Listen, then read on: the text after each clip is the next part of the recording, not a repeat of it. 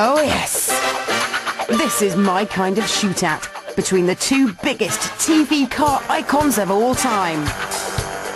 The General Lee versus the Striped Tomato. The Duke Boys versus Starsky and Hutch.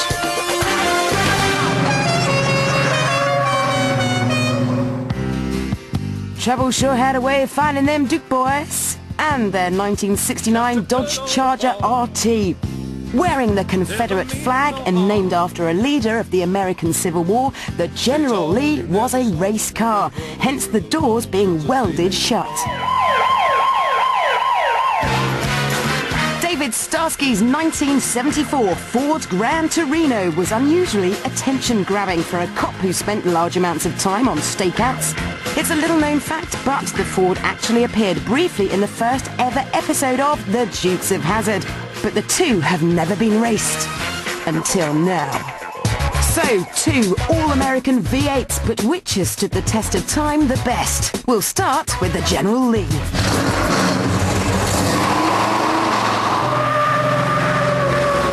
This car is 18 feet long, it's 6 feet wide, it weighs 2¼ ton.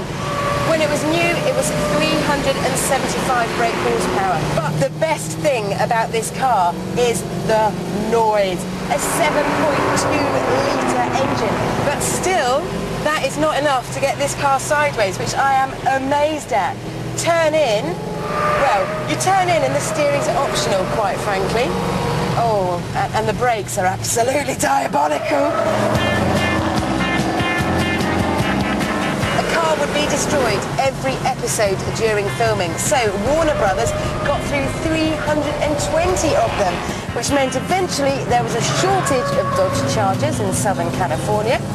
So the cheeky film boys ended up repeating some of the jumps and the crashes that had appeared in earlier episodes.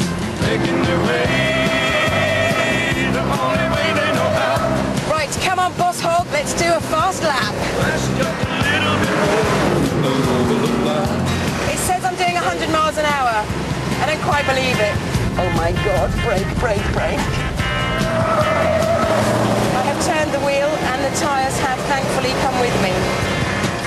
It's such a massive, lolloping lump that I am amazed the Duke Boys didn't get caught more. What was Boss Hog driving? A mule? The General Lee crosses the line in a surprisingly slow 2 minutes 33.59. Will the Ford Gran Torino be any quicker?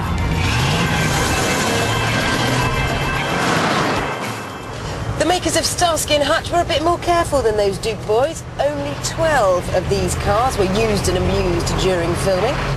Now, when they did film, they actually changed the gear ratios to give it more oomph out of a corner. How wise they were.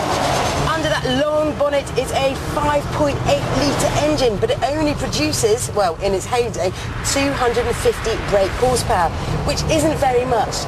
This car is 17 feet 6 long, and it weighs 2½ tons. That's 1/4 ton more than the General Lee. When it comes to handling, it's very simple. You turn into a bend, the body dips, you move around a bit, you straighten up, it straightens up, job done. Onto the brakes, I can actually feel them, which is wonderful. And it means I can brake later into the corners when I get to them. Okay, let's see if we can outrun the General Lee on our fast lap.